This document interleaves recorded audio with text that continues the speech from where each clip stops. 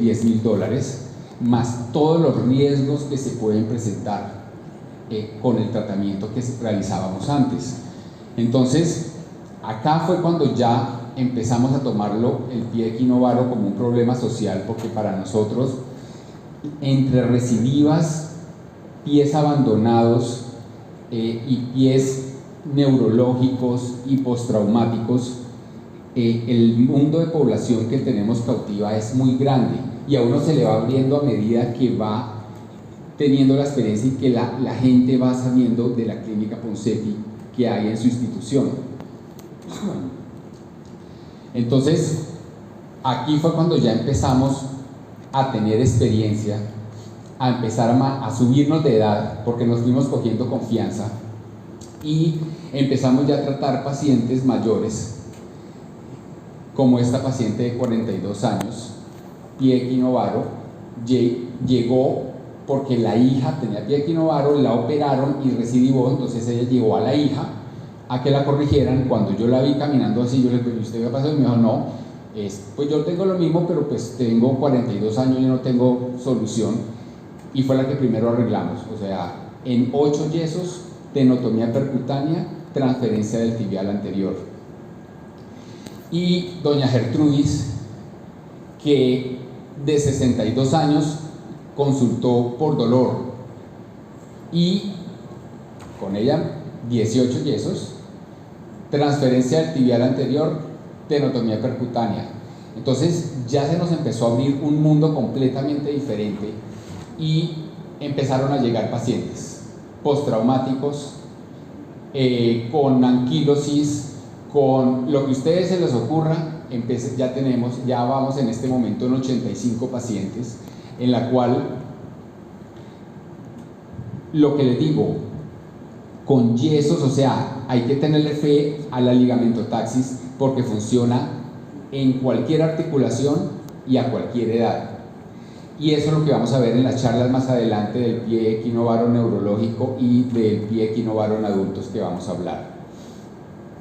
Ya con eso, ya en la clínica mía, las ortopedistas de pie de adultos me dijeron, bueno, empecemos a trabajar.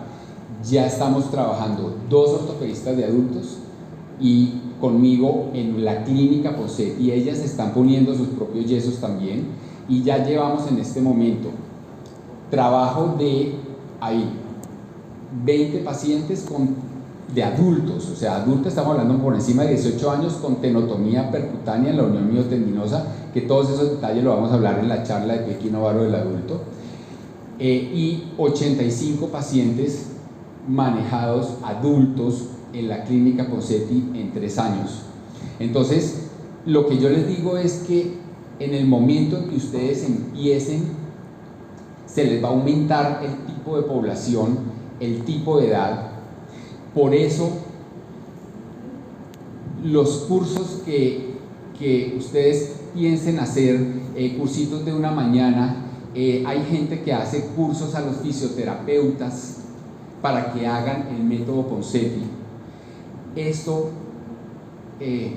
raya con la iatrogenia, porque es que debe haber un entrenamiento formal, debe tener un concepto estructurado de un médico ortopedista, idealmente ortopedista infantil, para el manejo de estos pies, el manejo de estos pacientes, el manejo de esta familia, porque es todo el componente biopsicosocial que es el que vamos a manejar en una clínica Ponseti. Entonces, esa es la importancia de instaurar una clínica Ponseti en una institución que esté apoyada por el gerente, del gerente para abajo, para que pueda tener un soporte. Él es ese ortopedista que está haciendo la clínica Ponseti. Entonces, los alcances en este momento, ¿cuáles son? Para Venezuela es desarrollar una clínica Ponseti en cada estado, cosa que el paciente no tenga que venir desde el sur hasta Caracas para poder realizar un tratamiento. Aparte de eso, que la clínica tenga un centro, o sea, que el hospital tenga una clínica Ponseti estandarizada con 2, máximo 3 ortopedistas. No tiene que ser todo el staff de ortopedia infantil haciendo método Ponseti, porque no es lo mismo 1 o 2 haciendo 15 pies a la semana que 5 ortopedistas haciendo de a un pie o 2 pies al mes. Entonces, no es la misma experticia, no es el mismo desarrollo de la técnica. Aparte de eso, la meta importante y actual que tienen que armar ustedes es desarrollar PIA Venezuela con el soporte de la Sociedad Ortopédica de Venezuela, porque eso les da peso para estudios, peso para las instituciones donde ustedes están trabajando, que haya un soporte académico con la Sociedad de Ortopedia directamente. Y aparte de eso, nosotros en Colombia manejamos las férulas por intermedio de la sociedad, entonces no se vuelve un negocio que cada férula cuesta $1000 o dependiendo el cliente, así le van a cobrar la férula. Tiene que tener un precio estandarizado. Y todo paciente de cualquier estrato debe saber cuánto cuesta una férula y en dónde la encuentra, y que idealmente sea el menor precio posible.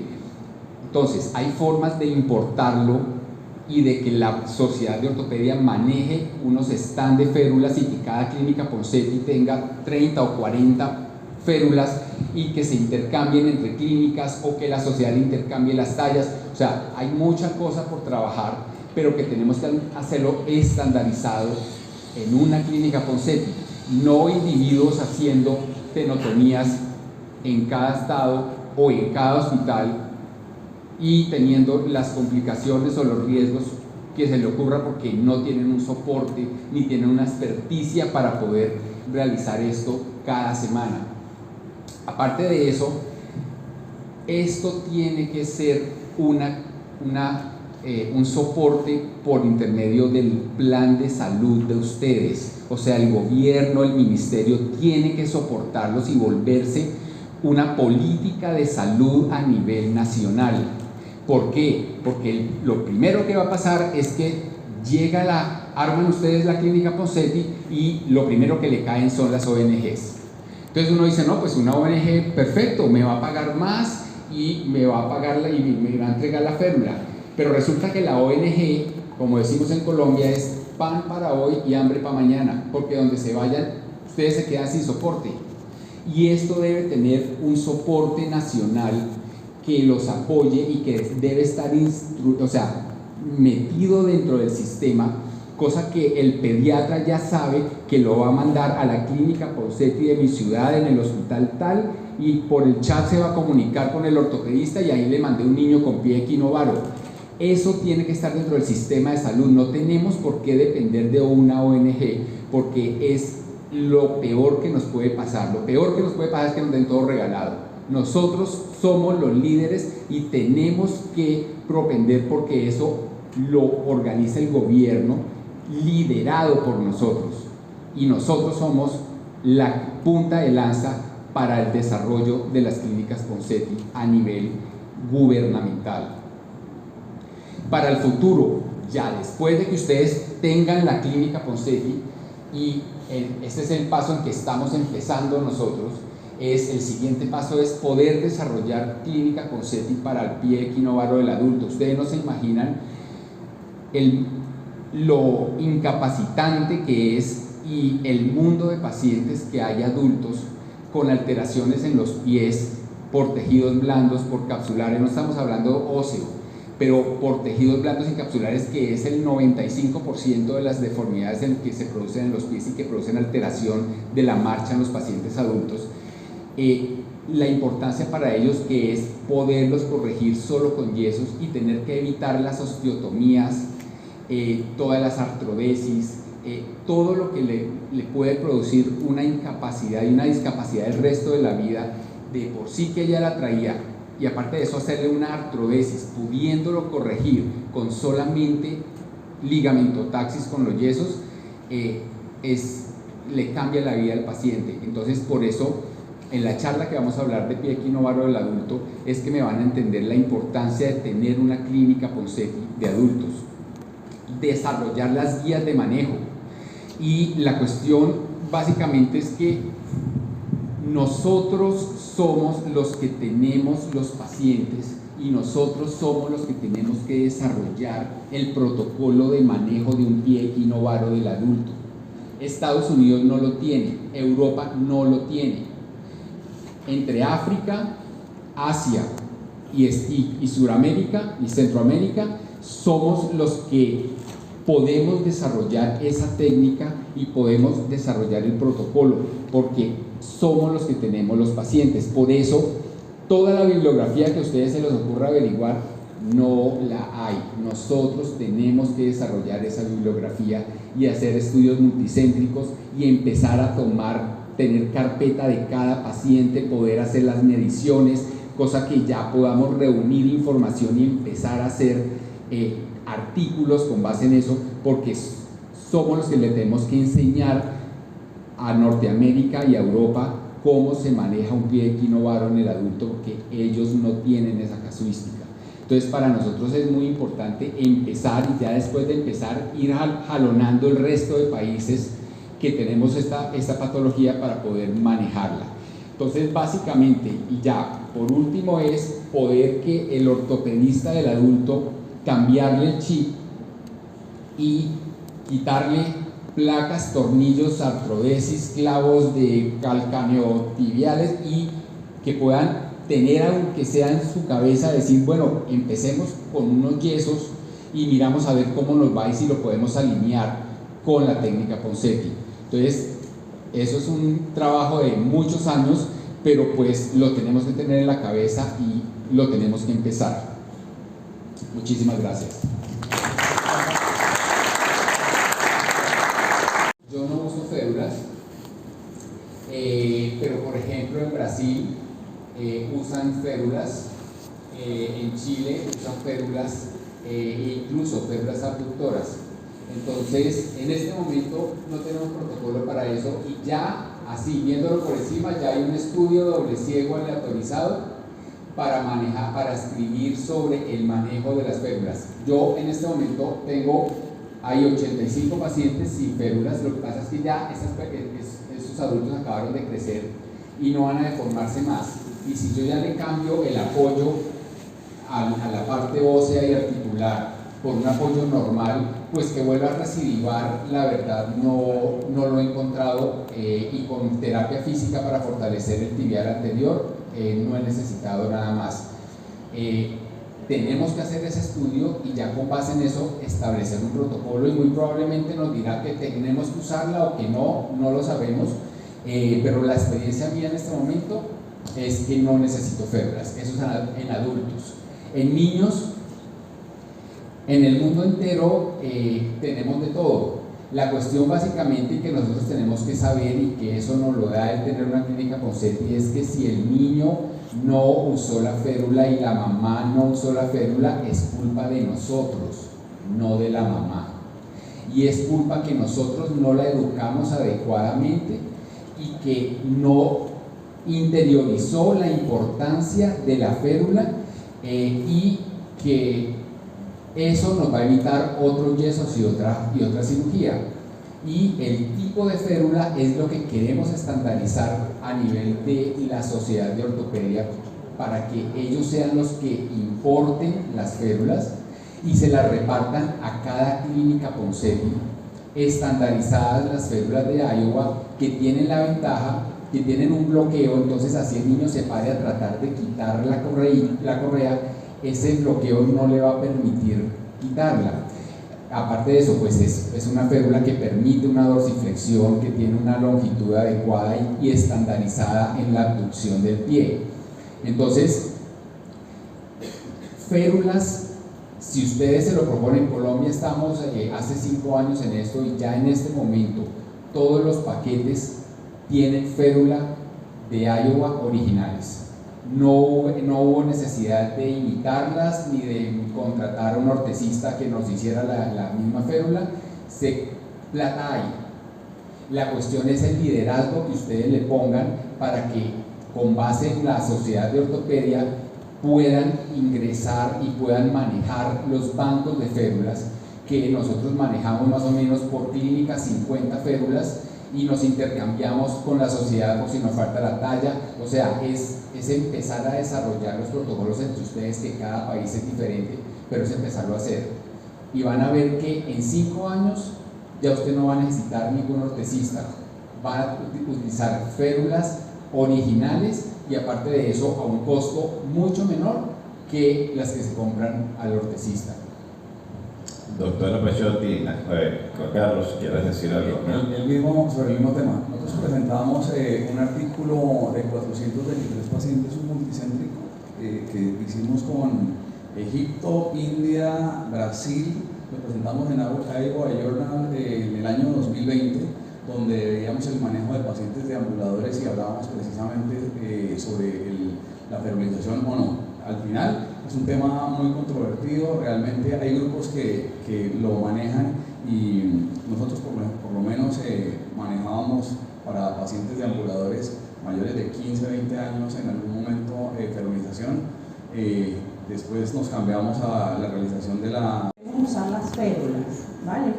Por lo menos, como el mismo doctor dijo, una de las que más se utilizan en Venezuela son las férulas de Dennis Brown. Es muy cierto, porque de hecho nosotros en el Hospital Ortopédico Infantil son las que se han venido utilizando desde hace más de 20 años, ¿cierto? ¿Qué pasa? Recordemos que cuando nosotros queremos iniciar el tratamiento del método Ponseti, el protocolo de Ponseti, lo tenemos que empezar desde que recibimos al paciente, desde recién nacido. Y entonces después de la aplicación de 5, 6, 7 yesos, nosotros necesitamos mantener esa corrección hasta por lo menos los 5 años de edad. ¿Cómo se la vamos a mantener? Pues mantener la corrección después de esa edad, de cuando nosotros le retiremos los yesos y hagamos la anatomía de Aquiles como el último yeso, es cuando nosotros indicamos la colocación de las férulas, llámese las de Iowa, Michel Ponseti, como muy bien el doctor Morcuende dijo en una de las conferencias que se dio acá. Cualquier férula es utilizable, cualquier férula es buena mientras cumpla la función para lo cual se va a utilizar. El doctor Morcuende lo dijo ahorita. Entonces, si nosotros estamos, sí, es cierto, estamos tratando de estandarizar un tipo de férula, pero si de verdad nosotros no contamos con los recursos, porque como bien lo dijo el doctor acá, Venezuela es un país que está en crisis y no contamos con los recursos, mientras tengamos una férula que podamos usar, la vamos a seguir usando hasta que esté prácticamente normalizada o estandarizada algún tipo de férula particular en el país. ¿Qué pasa? Que como mismo dice el doctor Ortiz, como dice el doctor Ocampos, la colocación de las férulas en el adulto, bueno, va a depender de la experiencia que cada uno tenga y por otro lado también, bueno, es algo que de verdad es un tema que tiene con que dice, digamos, los pros y los contras con respecto a esto. Entonces, primero aclarar bien para qué se va a utilizar las férulas. Al principio las férulas se van a utilizar para mantener la corrección. Si nosotros no utilizamos las férulas, no mantenemos la corrección, ese es un paciente que automáticamente va a venir a recidivar. Queramos o no, va a recidivar ese paciente, lamentablemente. ¿Okay?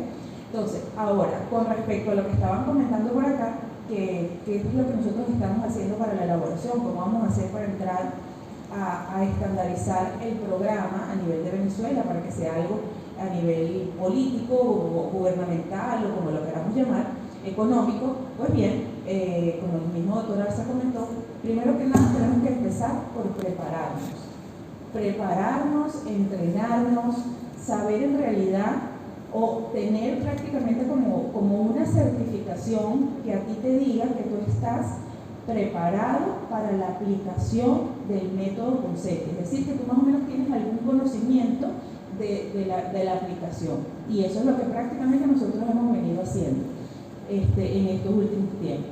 Una vez que nosotros tengamos la preparación, o cualquiera tenga la preparación, pues entonces ya nosotros pudiéramos estar creando las clínicas en diferentes partes del país. Actualmente, si así Dios lo permite, estamos próximos a inaugurar las 2 primeras clínicas Ponseti de Venezuela, que son una con el doctor José Pulido en Barquisimeto y la otra con nosotros en el Hospital Ortopédico Infantil, que prácticamente tendrían el registro de clínica Ponseti como tal. Ya posterior a esto, pues entonces ya vendríamos con, digamos que los que se quieran unir a esto, como el doctor Junior muy bien lo comentó, ¿verdad? Los que se quieran unir a esta causa, por decirlo de alguna manera, pues nosotros estamos, como se dice, dispuestos y más bien agradecidos que quieran participar, porque de verdad se necesita por lo menos una clínica Ponseti por estado, por lo menos. Porque, por ejemplo, yo tengo un paciente que viene de Amazonas. Ustedes se podrán imaginar cada 10 días, cada 15 días el paciente viene de Amazonas a colocarse los yesos. Tanto que la mamá decidió con sus familiares de trasladarse directamente a Caracas, por lo menos hasta que dure el tratamiento, ¿okay? Pero ya es un niño que tiene un pie más que recidivado, que tiene 6 años de edad y le han hecho en varias oportunidades tratamiento y no ha funcionado, ¿verdad? Pero bueno, la idea es que precisamente existiera en Amazonas una clínica Ponseti o mucho más cerca y no en Caracas, una clínica Ponseti en donde se pueda tratar a este paciente. Pero bueno, nosotros por lo menos por ahora estamos comenzando, si Dios nos permite tendremos la inauguración muy pronto de las 2 primeras clínicas de Ponseti en Venezuela y esperamos de verdad, de corazón se los digo, que se vayan uniendo a nosotros y que tengan interés, de verdad. Yo les agradezco que estén acá. Lamentablemente veo muy pocos ortopedistas infantiles. Bueno, pues yo creo que esas son las cosas que tenemos. Entonces, acuérdense que el pie equinovaro tiene el equino, el varo, y ese varo está compuesto por la verticalización del calcáneo y la rotación del calcáneo. Hay una subluxación de la talonavicular y todo eso es lo que nos produce esta deformidad, junto con el cabo, porque hay verticalización del primer metatarsiano. Entonces, si yo empiezo a traccionar y a irle rotando simultáneamente sin forzarlo, uno no tiene que en un bebé forzarle nada. Es más, el primer yeso, ellos, digamos que hay unos que lloran porque lloran, pero no tiene que ser por dolor, es el mensaje. La base de esto es que vayamos corrigiendo todo simultáneamente, apoyados en la cabeza del talo, y que la rotación tiene que ser a nivel de la subtalar. La subtalar es la que al rotar el calcáneo, medio pie y antepié por debajo del talo es la que permite la corrección. Por eso yo no me puedo apoyar en la calcáneo cuboidea, porque si yo me apoyo en la calcáneo cuboidea no permito la rotación de la subtalar. Entonces, esa es la importancia, esa fue la diferencia que encontró Ponseti. Entonces, primero, hay que tratar de traccionar un poquito. ¿Por qué? Porque si yo no tracciono, impacto la talonavicular. Segundo, yo voy levantando en plantiflexión el primer metatarsiano, voy corrigiendo la aducción, contracción, y noten cómo se va corrigiendo el varo sin tenerlo que tocar. El varo y el equino, porque el calcáneo está en esta posición, verticalizado y rotado. Si yo lo derroto y lo voy rotando, por eso es que el equino es de 5 grados o muchas veces en neutro. Entonces, por eso es que en los adultos la tenotomía percutánea a nivel músculo tendinoso, no a nivel distal, porque ahí me sangra más, no tiene ningún problema y remodela, porque es que yo no le estoy corrigiendo 30 grados de equino, yo le estoy corrigiendo 5 o 0 de equino para que me dé la dorsiflexión de 10 y punto. Entonces, esa es la diferencia y esta es la biomecánica de yo poder, de la corrección del pie. Entonces, no es nada diferente de un poquito de tracción, corregir el cabo, todo en plantiflexión, porque la cuerda de arco que me está haciendo el Aquiles me va a impactar el talo, y después que se aplane un talo, le dañamos el tobillo al niño para toda la vida. Entonces, en plantiflexión vamos corrigiendo el aducto, el cabo, indirectamente el varo y el equino, y ya en un niño, cuando ya lo tengamos en una corrección en la cual está casi que paralela a la talonavicular, ese es el momento en que lo llevamos a cirugía. El pie en un bebé más o menos logramos corregir de entre 40 a 50 grados del abducto. El cabo ya va a estar corregido porque vamos levantando simultáneamente el primer metatarsiano y vamos corrigiendo indirectamente el cabo entre la elevación y el moldeo que le vamos a dar cuando ya empieza a secarse el yeso, que ahorita lo vamos a ver. Y varo está corregido, y acuérdense los que hicieron liberación posterinterna, que corregir la talocalcánea de la subtalar era imposible. O sea, uno abría y corregía y liberaba, pero muchas veces, si con los yesos no habían logrado la corrección, se quedaba paralelo la talocalcánea, y ese paralelismo hacía persistir el varo. Entonces, una de las formas que uno ve que ya el pie está corregido, aunque uno no necesita radiografía en un bebé, es que en la AP ya la talocalcánea tiene un ángulo entre 20 y 40 grados, porque ya me derrotó el calcáneo por debajo del talo, de la subtalar, y esa derrotación me está indicando que ya el varo está corregido y el equino está corregido parcialmente. Indirectamente se va a corregir la talonavicular. A uno le enseñaron que el centro, el eje de rotación era la talonavicular, pero para mí es más la subtalar, porque es que la subtalar es la que me corrige muchísimos más componentes que uno no podía corregir antes con cirugía. Todo eso con yesos.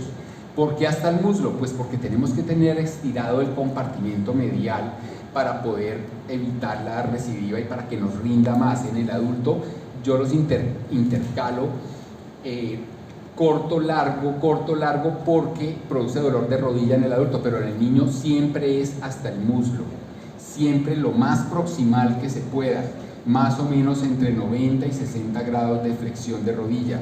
Y el manejo del algodón tiene que ser muy delicado, y el manejo del moldeo muy delicado, porque hay que moldear muy bien la parte posterior para evitar que se suelte el yeso, porque un yeso mal puesto es lo que nos produce un pie complejo, y es lo que nos va a producir un síndrome compartimental, una necrosis, como nos mostraba el doctor Morcuende, muscular, que eso va siendo crónico, hasta cuando ya lo que era un músculo, que era un poquito, o sea, con disminución de masa muscular, ya vamos a ver es un músculo atrófico con mayor riesgo de recidiva con el crecimiento.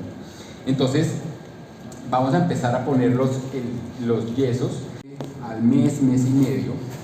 Vamos a palpar acá la cabeza del talo, y el parámetro es que está siempre delante del peroné.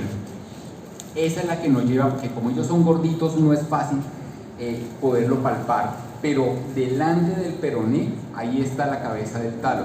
Normalmente uno siempre empieza con una tracción para manipular el piecito, y ya después de eso es cuando empiezan a colocar primero el algodón hasta la parte suropédico, y después pasamos al yeso. Normalmente el yeso debe ser de media pulgada, de 2.5 centímetros. El problema es que no lo encontramos tan fácil, entonces podemos partir uno de 4 y lo dividimos y nos da para 2 para este tamaño. Uno ya va cogiendo el tiro y puede ya después más grandecito, de 3 es indiferente. Y el algodón se puede mojado o se puede seco, esto no tiene tanto problema. ¿Cuál es la ventaja del mojado? Que uno lo puede adherir más, porque debe quedar como una media adherido al pie. Entonces cuando uno empieza a trabajar mojado es un poquito más fácil, y se ve más bonito toda la parte, cómo va uno moldeándolo completamente, que lo vamos a ver en este momento. Entonces empezamos. Ya ahí está el ayudante traccionándolo suavecito el pie en la posición en que está, lo que se logre. Tapamos completo los dedos del paciente y por ende del ayudante, y empezamos a subir suavecito al 25%. Le di 4 vueltas al comienzo. ¿Por qué? Porque ahorita en el moldeo, como va a tapar los dedos para evitar la flexión, entonces por eso lo completamos y que quede acolchadito. Vamos subiendo al 25%, nótenlo, cada vueltita, vamos pasando el 25%, y lo más crítico es acá en la parte del talón. Entonces le vamos dando moldeo, lo moldeamos, que el talón también quede al 25%. Entonces, nótenlo, ahorita lo vamos a mostrar a la cámara, y miramos ¿Cómo no? Porque esta es la parte crítica. Llegamos hasta la parte superior y terminamos. Entonces, suéltame un momento. La idea, ¿dónde está la cámara acá? Así se ve mejor. Es que nos quede del 25 al 25 y no que empezamos una por acá y terminamos otra acá, sino que vaya como un acordeón completando la parte del talón. Y que esta parte no nos quede tan llena de algodón, porque si no nos va a dejar moldear y se nos va a caer el yeso. Entonces, ya después de que lo tengamos en esta posición, listo, así y así. Coge encima del algodón, no te preocupes. Vamos a poner el yeso. Ya uno más o menos va calculándole en un bebé cuántos yesos consume. Y dependiendo de eso, la idea es que no quede lleno de yeso, porque si no, lo mismo, no va a quedar bien moldeado. Entonces, normalmente uno no le coloca mucho yeso, pero que sea suficiente como para que cuando se seque no se vaya a partir. Entonces, ya les cuento.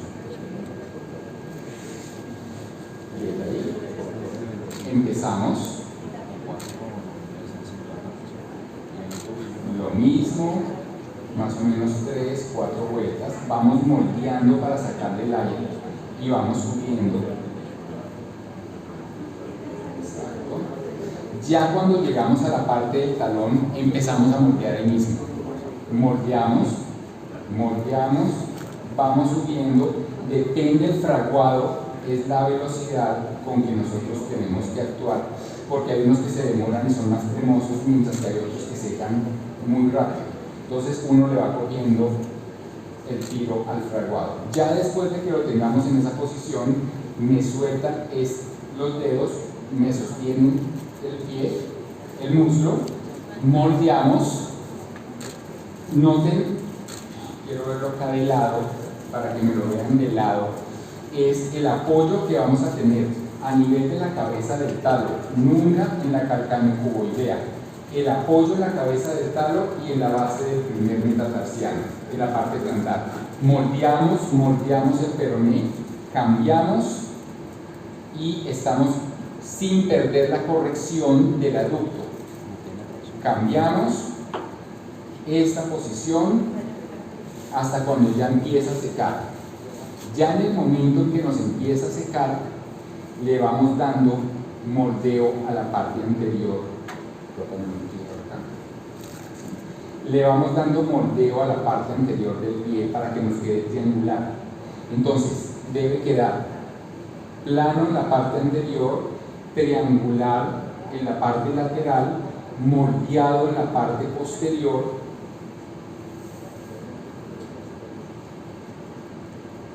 a nivel del tobillo, porque eso es lo que nos va a evitar sin que quede zonas de presión, o sea, que sea digamos que es una manipulación gentil, que no nos va a quedar zona de presión en la parte posterior, pero que sí vamos a ver la diferencia entre el talón y la parte del muslo. Nos queda aplanado, ya acá lo podemos, ya está casi que seco. Entonces ya en este momento levantamos un poquito el antepié apoyados a nivel del medio pie, le damos la forma y nos queda en esta posición. Entonces quiero que miremos aquí, la parte del talón está moldeada, esta parte posterior todavía nos queda con guata, la parte lateral está triangular,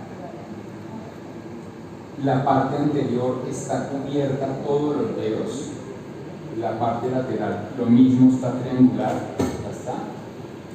Y ya en este momento, primero acá, tijeras. Prestamos tijeras. Gracias. Entonces, vamos a abrir como si fuera un túnel. Ustedes bajan el algodón y acá se les arma un túnelcito entre el algodón y el yeso para evitar que no vayan a cortarle el dedo al niño. Entonces, ya en este momento recortamos medial y lateral que se vean los 5 dedos.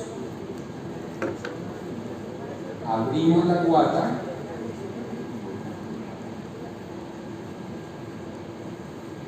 Un poquito más alto.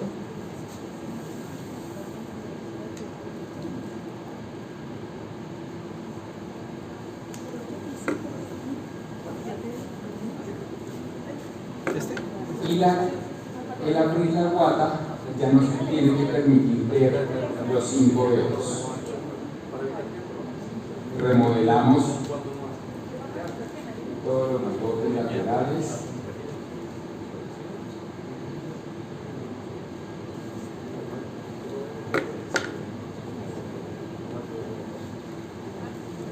Entonces, ¿qué es lo importante de esto? Que nos quede más largo la parte plantar que la parte dorsal, que podamos ver los 5 dedos, y ya con eso pasamos al muslo. Entonces, el muslo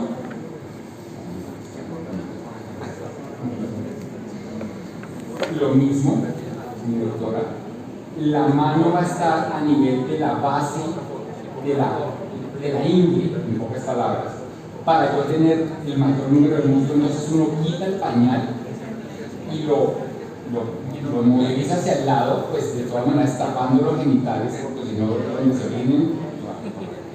Y ya en esa parte del muslo uno lo tiene, y la posición de la mano es en rotación externa y como si le estuvieran haciendo un cajón posterior.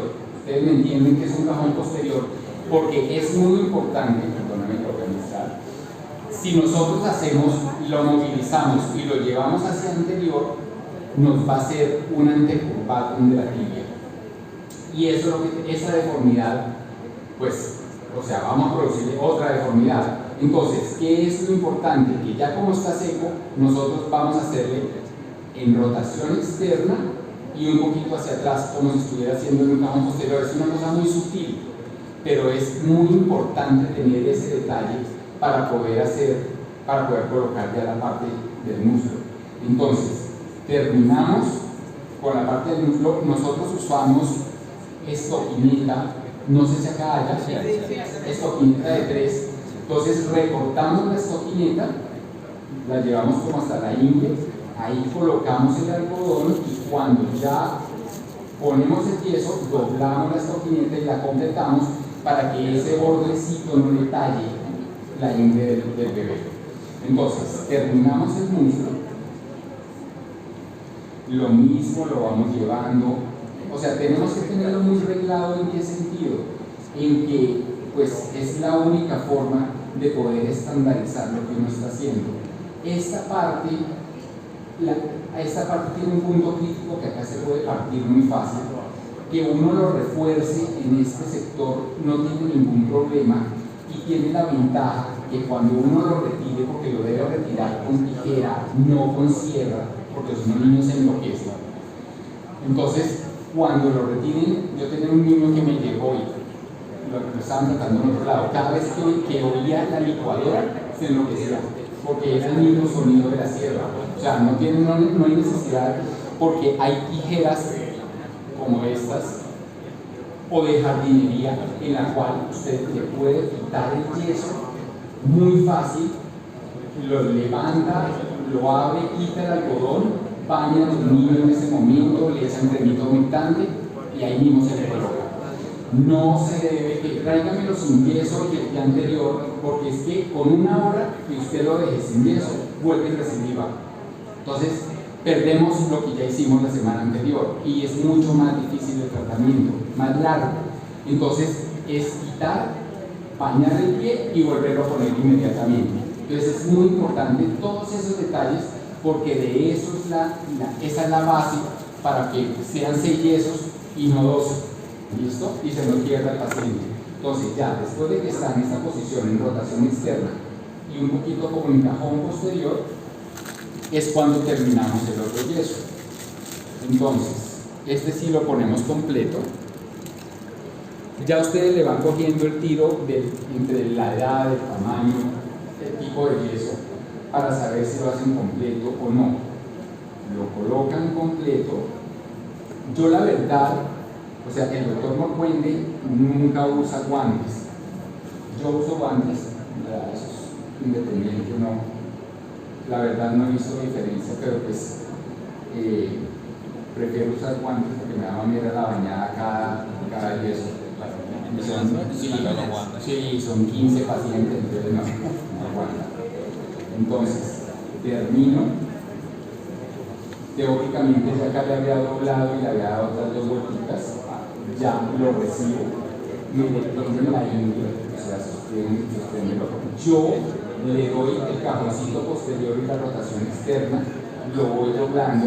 Hay niños por encima del año que ya empiezan a patear, que es una manera, pero entonces ya uno lo sostiene. Déjamelo ver acá lateral para que yo lo vea. Como en esta posición, y empieza a moldearlo, pero sostenido para que no extienda la rodilla hasta cuando empieza a secarse. Este yeso que ustedes tienen es rico porque se seca más bien rápido, entonces no lo escuchamos no tanto con el niño, diferente de los cremosos que se demoran mucho más. Entonces, moldeamos completamente, sostenido. Acá está la cabeza del talo en esta posición. Cambiamos. Diego, una pregunta. La importancia del ayudante. Uy, es básico porque es que él tiene que saber casi que inconscientemente cómo es que me mantiene el pie, cuántos yesos le van a pasar, cuántos algodones. Ya en este momento la enfermera de uno ya le dice, doctor, entonces de 2 de 3 y 2 de 2 algodones, ya ellos tantean perfectamente. Entonces es muy importante que sea la misma o el mismo ayudante. Es básico para nosotros que nos entendamos con el ayudante y que sea proactivo. Diego, la pregunta es básicamente por eso, porque muchas veces pensamos que el ayudante puede ser rotativo. No, tenemos que crearle un entrenamiento. La persona que va a ayudar en el proceso no se puede hacer solo, efectivamente. Y esa persona tiene que tener un entrenamiento importante. Tenemos que educar al ayudante porque si no, no funciona. En Colombia tenemos una vez al año un curso de todo el día para entrenamiento de solamente auxiliares de enfermería. Entonces es una cosa chévere. Entonces, miren el pie. Nos quedó en la flexión. Vean la posición, como es el primer yeso, pero ya tiende a tener rotación externa. Ya es un pie que en el primer yeso lo podemos llevar casi que a neutro sin ningún problema. Podemos darle un refuercito y listo, no tan grueso, porque el problema es que cuando retiren el yeso se van a acordar de poner tanto yeso. Entonces, ¿qué quiere? Que le sostenga muy bien el pie, que no se vaya a partir en la parte anterior de la rodilla, pero que lo pueda retirar con una capa más bien ligada, sin tanto problema. Pueden hacerlo inicialmente, es mejor retirarlo lateral, porque es que en esta parte medial, esta curva es más difícil, les molesta más, les duele más. Entonces pueden empezar lateral, abren el yeso y ya posteriormente terminan en la parte anterior, que es mucho más fácil para manejar la piel del bebé. Ya en este momento la mamá sabe que si le duele el pie, le puede retirar el yeso, agua con vinagre blanco y con una cequetita puede ir descascarando, quitándoselo por si hay alguna zona de presión. Que si existe una zona de presión no se enloquezca y empieza a echarle sodina y mertiolate y de todo, sino que le bañe el pie, le pone vaselina y en 2 días ese pie ya está sano. O sea, un bebé recién nacido, eso es un milagro, o sea, ellos se cicatrizan, sanan de todo en días. Entonces, porque puede pasar, pero tienen que tener la educación de poder cómo manejar el yeso. Ellos ya saben cuándo está llorando por hambre o cuándo está llorando por dolor y en ese momento pueden retirar el yeso. Nada que hacer, perdimos esa semana y volvemos a empezar. No es tan frecuente si hacen la técnica de curada, pero lo tienen que tener en la cabeza la mamá. ¿Listo? Diego, otra pregunta con respecto al moldeo del maléolo lateral, que muchas veces cuando estábamos haciendo el método se nos olvidó cuál es la importancia de hacer ese moldeo en el malévolo lateral? Entonces, vean, el malévolo lateral, ustedes me voy a Carlos que lo vean. O sea, uno moldea la parte posterior y ya en ese momento está moldeando el malévolo lateral. La parte posterior, malévolo lateral y completa, parte posterior, malévolo y completa, para que no le va a quedar el hueco, porque es que no tiene que quedar el hueco del yeso, pero sí pronunciado en esa parte posterior. Entonces, esto es de todo de sutilezas. Estamos manejando un recién nacido que cualquier movimiento les puede producir zona de presión, les puede dejar demasiado apretado el yeso, comprimir la parte vascular. Entonces es muy importante depurar esa técnica. Entonces por eso, pues, lo ideal es que si uno hace el curso completo, pues digamos que a manera de publicidad, desarrollamos el curso en Colombia con la universidad. Son 9 módulos, en la cual cada semana es un módulo de pie complejo, de cómo poner el yeso, de pie acrobicótico, de pie del adulto. Pues, se manejan esas 9 charlas con las bibliografías y con examen. Presentan los 9 módulos. Y ya el último es la semana en las 4 clínicas con CETI que hay en Bogotá, pues que manejan mucho volumen, pues son 3 en niños y 1 en adultos. Entonces digamos que ya uno tiene un concepto un poco más general de las complicaciones, de qué hacer con el artrobicótico, con el terminogénico, con todas esas variantes que uno se van presentando, porque nunca, o sea, el 50% es el idiopático de 2 meses recién nacido. El otro 50% es el complicado, es el paralítico, exactamente. Entonces, todos esos detalles es importante, por eso para nosotros no nos cae en la cabeza hacer un cursito de una mañana y ya se fueron a cortar tendones. Entonces, básicamente es eso Diego, la doctora Estefanía tiene una pregunta para mí. Es una pregunta que, bueno, es básico, pero creo que es importante mencionarlo en cuanto a la capacitación de cada uno, ya lo habíamos hablado. Cuando tú comienzas un yeso, haces el primer